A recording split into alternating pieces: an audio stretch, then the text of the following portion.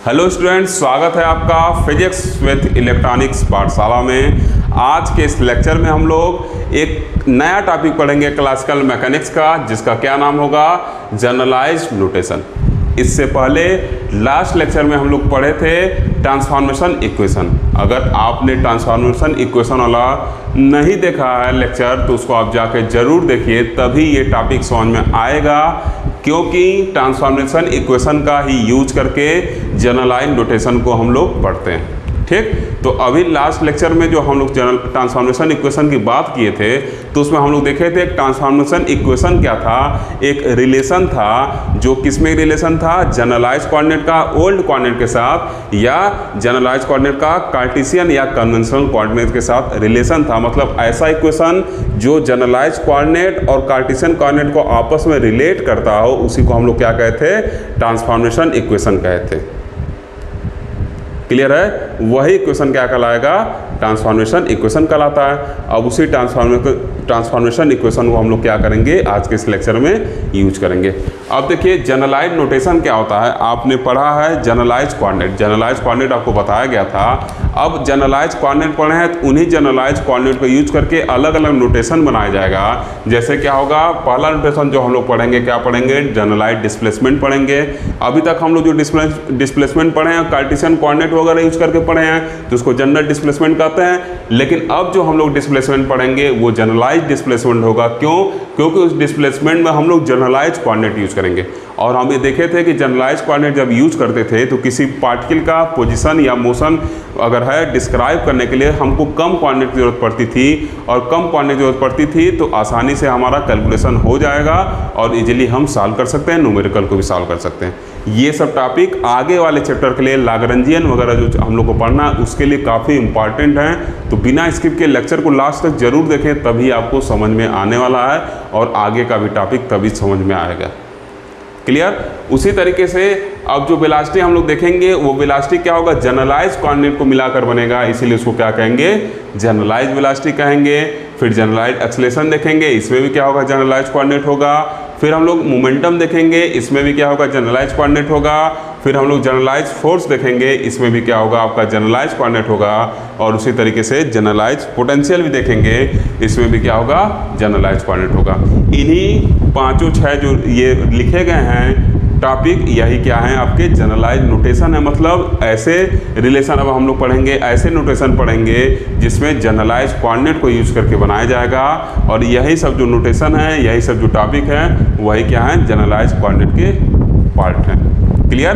तो अब हम स्टार्ट करते हैं सबसे पहला वाला अपना जनरलाइज्ड डिस्प्लेसमेंट। तो चलिए अब देखते हैं जनरलाइज्ड डिस्प्लेसमेंट क्या होता है, तथा ये भी देखा जाएगा कि एग्जाम में क्या और कैसे लेकर आना है। ओके बच्चों, तो अब हम लोग जनरलाइज्ड डिस्प्लेसमेंट का बात करेंगे। तो देखिए जनरलाइज्ड डिस्प्लेसमेंट में क्या लिखेंगे कि let us consider a system of n particles having position vector r1 r2 rn। मतलब एक सिस्टम कंसीडर कर रहे हैं, उस सिस्टम में क्या है, n पार्टिकल है। n का वैल्यू 100 हो सकता है, 200 हो सकता है, 10 हो सकता है, 20 हो सकता है। और ये जितने भी पार्टिकल हैं सब के सब पार्टिकल क्या है, फ्री पार्टिकल है। क्लियर? तो यहाँ से क्या हो जाएगा, हम बता दिए कि इन Cartesian coordinate at any time t, वो जो n फ्री पार्टिकल हैं उनका पोजीशन वेक्टर क्या है, यहाँ वेक्टर भी लगा सकते हैं इन सब के ऊपर। ये क्या है आपका, उसका पोजीशन वेक्टर है और वो किसी टाइम t पर है। अगर हम क्या कर रहे हैं, एक स्मॉल डिस्प्लेसमेंट निकाल रहे हैं, मान ले रहे हैं कि if a small displacement del ri is defined by change in position coordinate ri। देखिए कैसे इसको लिख रहे हैं हम, यहाँ इस चीज़ को समझिएगा, एक फिगर से मैं समझाने की कोशिश कर रहा हूँ। देखिए यहाँ पर मान ले रहे हैं एक रिजिड बॉडी, ये मान ले रहे हैं कोई एक रिजिड बॉडी है आपका। ठीक, इसमें क्या है, n नंबर ऑफ पार्टिकल्स हैं। क्लियर? इसको x एक्सिस मान लिए, इसको y मान लिए, इसको z एक्सिस मान ले रहे हैं। अब देखिए यहाँ पे मान ले रहे हैं, ये आपका क्या है, मान ले रहे हैं ith पार्टिकल का इनिशियल पोजीशन है। इसको कैसे रिप्रेजेंट कर रहे हैं, ये ith पार्टिकल है, उसका ओरिजिन से जो पोजीशन होगा क्या होगा, ri वेक्टर होगा। अब हमने इस पार्टिकल के ऊपर थोड़ा सा फोर्स लगाया, एक स्मॉल फोर्स लगाया, जिसके अंदर एक स्मॉल डिस्प्लेसमेंट होगा। और मान लेना है कि ये पार्टिकल अब यहाँ से यहाँ पहुँच गया है। ठीक। तो अब जो इसका पोजीशन वेक्टर होगा आर आई और प्लस क्या लिख दे रहे हैं हम, यहाँ से यहाँ तक आर आई है पूरा, यहाँ से यहाँ तक, और इसको लिख दे रहे हैं कि चेंज इन पोजीशन क्या है, डेल आर आई, मतलब r i plus del r i, इतना हम मान ले रहे हैं चेंज हो रहा है। तो अगर फाइनल पोजीशन देखा जाए तो कितना है, r i vector plus del r i vector, और इनिशियल पोजीशन देखा जाए तो कितना है आपका आर आई वेक्टर। तो अब हमको डिस्प्लेसमेंट निकालना है, कितना डिस्प्लेसमेंट होगा। मैंने माना कि आयत पार्टिकल था, उसको क्या किया, थोड़ा सा फोर्स लगाया तो डिस्प्लेस होके इस पॉइंट पे पहुंच गया। तब हमने देखा कि आर आई में डेल आर आई का चेंज हुआ, ठीक। तो उसका पोजीशन क्या हो गया, r i plus del r i. तो अब डिस्प्लेसमेंट निकालना है, तो डिस्प्लेसमेंट मतलब क्या कि फाइनल पोजीशन और इनिशियल पोजीशन में कितना डिस्प्लेसमेंट हुआ, कितना चेंज हुआ। तो यहाँ से देखिए एफ माइनस आई अगर कर दें तो क्या हो जाएगा,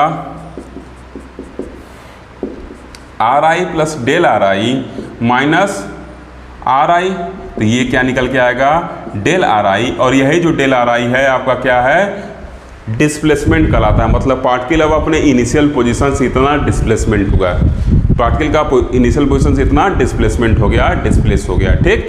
तो यही लिखा गया है कि if a small displacement del r i is defined by change in position coordinate r i, और आई का वैल्यू क्या है, 1 से लेके n तक है, बताएं अभी 100, 20, 10 कुछ भी हो सकता है, with time t kept as constant, और उस टाइम हम टाइम t को क्या मान रहे हैं, कांस्टेंट मान रहे हैं, ठीक।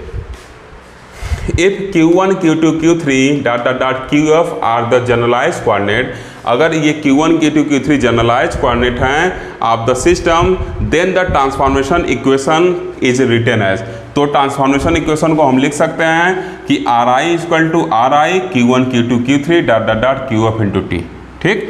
इस फिगर को मैं हटा देता हूँ पहले।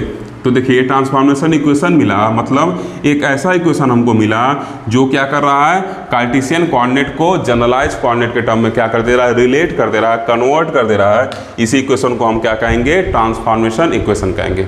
अब देखिए हमको चेंज इन पोजीशन वेक्टर निकालना है, तो आप याद करिए आइलर्स, अब देखिए आइलर्स थ्योरम के हिसाब से हम लिख सकते हैं, मान लीजिए ये क्या है आपका, एफ आर वेक्टर है, जो किसका आर वेक्टर है, किसका फंक्शन होगा, एक्स वाई जेड का फंक्शन होगा, ठीक। तो आइलर्स थ्योरम के हिसाब से इसको क्या लिख सकते हैं, डेल एफ अपॉन क्या लिख सकते हैं, डेल एफ लिख सकते हैं, इधर डेल एफ लिख दिए, और इधर क्या लिख देंगे, डेल एफ अप, इधर देखिए डेल एफ ऐसे लिखेंगे ना, ये डेल एफ इक्वल टू क्या हो गया, कर्ली एफ अपॉन क्या हो जाएगा, curly x into del x, plus क्या हो जाएगा, curly f upon curly y, और इधर क्या हो जाएगा डेल वाई, और प्लस क्या हो जाएगा curly f upon curly Z, और इधर क्या हो जाएगा आपका डेल जेड हो जाएगा, ऐसे लिख सकते हैं। उसी तरीके से इस इक्वेशन को भी हम आइलर्स थ्योरम को यूज करके लिख सकते हैं। तो क्या लिखेंगे, इधर लिख लेंगे, क्या लिखेंगे, डेल आर आई वेक्टर, ठीक। इधर हम लोग लिख लिए डेल आर आई वेक्टर, जैसे इधर लिखे हैं ना डेल एफ लिखे हैं। अब इधर क्या हो गया आपका, फिर क्या होगा, क्या लिखेंगे, करली आर आई बाई करली Q1, और करली Q1, और यहाँ क्या लिख लेंगे, करली आर आई बाई करली Q1, और इधर क्या हो जाएगा डेल Q1, क्लियर है। फिर क्या हो, जैसे यहाँ क्या था, x था तो करली x लिखे थे, फिर डेल x लिखे थे, वैसे यहाँ Q1 है तो क्या लिखे हैं, करली Q1 लिखे हैं, फिर डेल Q1 लिखे हैं। अब फिर वैसे क्या हो जाएगा, अगला वैल्यू जो आएगा क्या हो जाएगा, डेल Q2, और यहाँ क्या हो जाएगा, करली आर आई अपॉन करली Q2 इंटू क्या हो जाएगा डेल Q2, फिर क्या हो जाएगा डॉट डॉट डॉट, प्लस लगा के डॉट डॉट डॉट लिख दीजिएगा। फिर क्या आ जाएगा आपका करली आर आई वेक्टर अपॉन करली QF, और फिर क्या हो जाएगा आपका डेल एफ हो जाएगा, डेल QF हो जाएगा, और फिर क्या इधर हो जाएगा आपका टाइम के साथ भी है तो टाइम के साथ कर लेंगे तो क्या हो जाएगा, करली आर आई वेक्टर अपॉन करली टी, और फिर इसके साथ क्या लिख देंगे, डेल टी।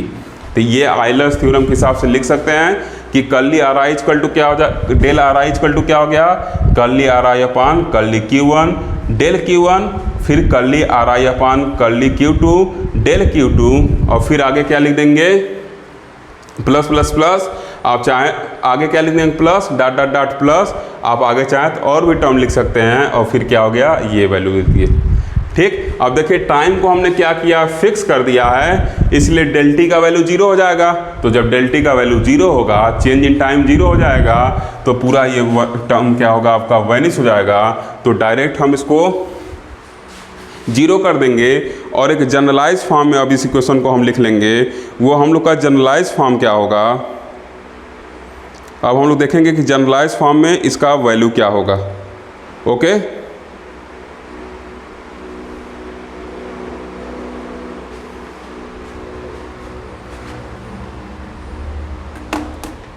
तो देखिए अब इसको हम एक जनरलाइज फॉर्म लिखेंगे, इसको आप स्क्रीनशॉट ले लीजिएगा। ऊपर अगर इसको हम लिखेंगे,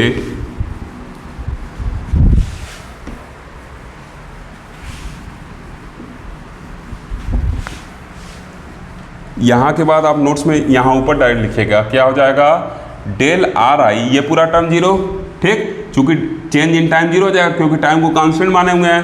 तो ये क्या हो गया, del r I equal to क्या हो जाएगा आपका, समेशन ओवर, मान ले रहा है के is equal to 1 to f, ठीक, के इक्वल टू 1 to f, और इसको क्या लिख दे रहे हैं, del r i, sorry curly r i by curly क्या लिखेंगे इसको, क्यू के इंटू डेल, इसको क्या लिख दिया जाएगा, क्यू के। क्या चीज़ क्लियर है, देखिए क्या ये टर्म पूरा खत्म हो गया, तो टाइम वाला कोई मतलब ही नहीं है। इसको हम लोग क्या लिख दिए, डेल आर आई, और इसको एक जनरल फॉर्म में लिख दिए, summation over k from 1 to f del r i, sorry curly r i upon curly q k into del q k, जहाँ के का वैल्यू क्या है आपका 1 से लेके 2 3 डॉट डॉट डॉट f तक है, और आई का वैल्यू क्या है हम लोग देखे थे अभी जब डिफाइन किए थे, आई का वैल्यू क्या है आपका 1 से लेके n तक है, ठीक। तो ये आपका क्या हो गया, एक इक्वेशन मिला। इस इक्वेशन में जो आपका टर्म डेल क्यू के है, यही क्या कहलाता है, जो डेल क्यू के टर्म है, इसी को हम क्या कहते हैं, जनरलाइज डिस्प्लेसमेंट कहते हैं। जो डेल क्यू के टर्म है वो क्या कहलाता है, जनरलाइज डिस्प्लेसमेंट। तो आप लिख देंगे वेयर यहाँ के नोट्स में लिख लीजिएगा, वेयर डेल क्यू के इज कॉल्ड जनरलाइज्ड डिस्प्लेसमेंट। इसी डेल क्यू क्यू को हम क्या कहते हैं, जनरलाइज्ड डिस्प्लेसमेंट, और डेल आर आई क्या आपका, जनरल डिस्प्लेसमेंट, ठीक। तो इस तरीके से हम लोग देखें कि जनरलाइज्ड डिस्प्लेसमेंट क्या होता है। अब अगले लेक्चर में हम लोग देखेंगे जनरलाइज्ड वेलोसिटी और जनरलाइज्ड एक्सीलरेशन। अगर आपको लेक्चर अच्छा लगे तो आप लेक्चर को लाइक करिए, शेयर करिए, तथा अपने दोस्तों तक इस चैनल को शेयर करके पहुंचाइए ताकि वो भी इस वीडियो का फ़ायदा उठा सके। Thank you for watching.